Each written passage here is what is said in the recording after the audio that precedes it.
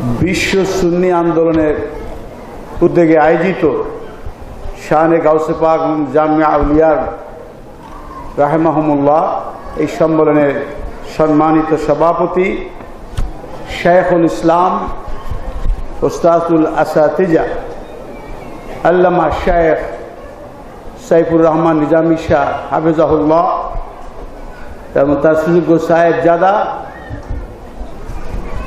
বিশ্ব সুন্নি আন্দোলনের অগ্রদূত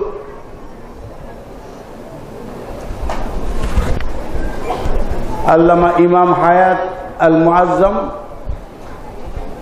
এবং মঞ্চ বিশিষ্ট সম্মানিত পীর মাশায়েখ উলামা একরাম বৃন্দ, উপস্থিত আমার ভাই ও বোনেরা, আসসালামু আলাইকুম রহমতুল্লাহি তাআলা ওয়া বারাকাতুহু। আসলে দীর্ঘ বক্তব্য দেওয়ার অবকাশ নেই, আমাদের এখনই মুভ করতে হবে এয়ারপোর্টে।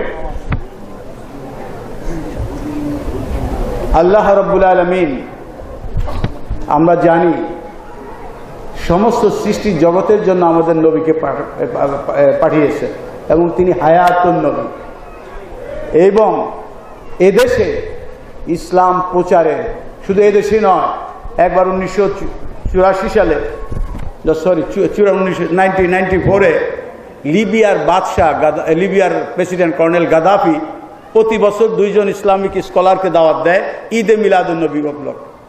সেই বছর আমার সাথে বাইতুল মোকাররমের খতিব ওবায়দুল হক এবং আমি 2 জনকে তারা স্পেশাল গেস্ট হিসেবে ঈদে মিলাদুন নবী দাওয়াত করলো ত্রিপলিতে। রাষ্ট্রীয় 5তলা হোটেলে রাখা হলো, রাষ্ট্রীয় ভবনে নেওয়া হলো। গাদ্দাফি সাহেব মিট করলেন, সম্মেলন হয়ে যাওয়ার পরে বলেন, আপনাদেরকে নিয়ে আমি বিশেষ বিমানে মালিতে যাব। মালি একটা মুসলিম কান্ট্রি আছে গরিব আফ্রিকা, সেখানে যাব।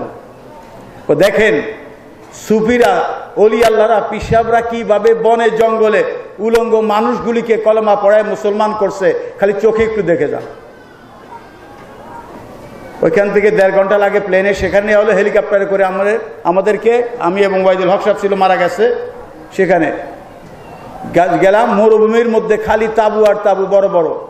আমি বললাম 2টার পরে দেখবেন এই বনের জঙ্গল থেকে পিসাবরা কেমনে আসে, গাধার উপরে চড়ে, উটের উপরে চড়ে, ঘোড়ার উপরে চড়ে। আমরা 11টা-12টা পর্যন্ত ওইখানে তাবুর মধ্যে বসা, এসি টেন্ট, এসি তাবু। 2টার পরে দেখি লাল পাগড়ি, সবুজ পাগড়ি, কালা পাগড়ি, সাদা পাগড়ি, নীল পাগড়ি, হাজার হাজার বনের জঙ্গল থেকে পিসাবরা তাদের মুরিদদেরকে নিয়ে ময়দানের মধ্যে আসছে।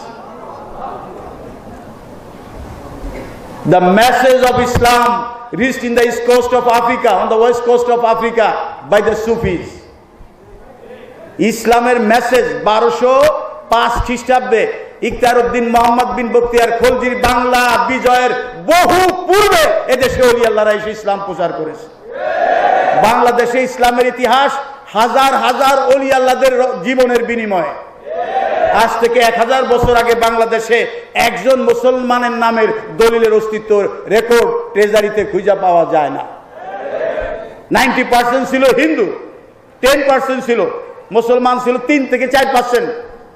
এই ওলি আল্লাহরা, এই 90% মুসলমান এদেশে হওয়ার মূল উদ্যোগী ছিলেন ওলি আল্লাহরা। তারা না আসলে আমরা মুসলমান হতাম না, তারা না আসলে এদেশে ইসলাম আসতো না। এদেশে কোনো মুসলিম শাসক ইসলাম মানে নাই, কোন মাদ্রাসার হুজুর মোহতামিম এদেশে ইসলাম মানে নাই। এদেশে ইসলাম এনেছে ওলি আল্লাহ। আমি সেই লিবিয়ার প্রেসিডেন্ট গাদ্দাফি সাহেব সহ সব সারা বিশ্বে ইসলামিক স্কলাররা সেখানে বলে, আচ্ছা বিকালে আমরা জঙ্গলের দিকে যাব। তো জঙ্গলের দিকে যখন গেল, গানটা অস্ত্র নিয়ে আমার সব পিছনে বাহিনী আছে, গেলাম, যাই দেখি একজন শ্রীলঙ্কা থেকে একজন পীর সাহেব যায় সেখানে ইসলাম প্রচার করে, তার মাজার জঙ্গলের ভিতরে আছে, একটা মসজিদ আছে, অজুখানা আছে।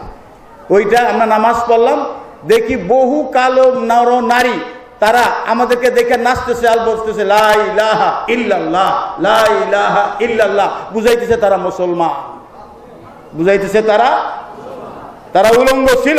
এই পীর সাহেব বলছে যে তোমরা শুধু কাপড় পরো, তারপরে যতটুকু পারো ইবাদত করো। জুমার দিন এসে জঙ্গল থেকে বাইরে নামাজ পড়ে আর রমজানে তারাবি আদায় করে।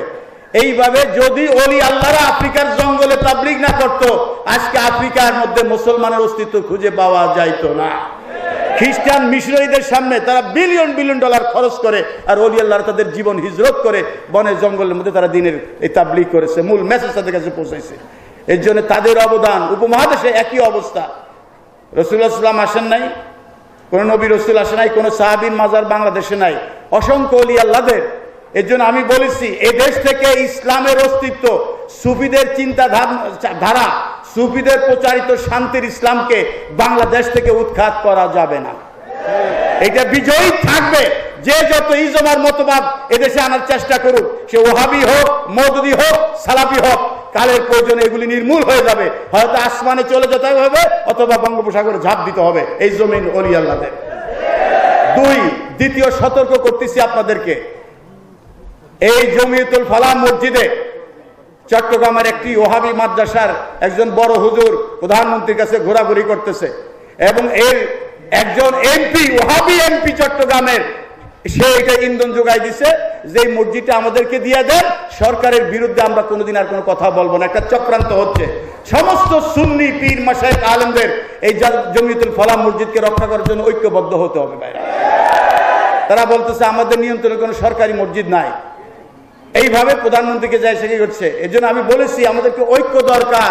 আপনি যে যেখানে যেই কাজই না করেন, মানবতার ডাকে, মানবতার মুক্তির ডাকে, আল্লামা ইমাম হায়াত সাহেব যেই ত্যাগ, যেই কষ্ট, যেই পরিশ্রম করতেছেন, আল্লাহ তার দীর্ঘ হায়াত দান করে।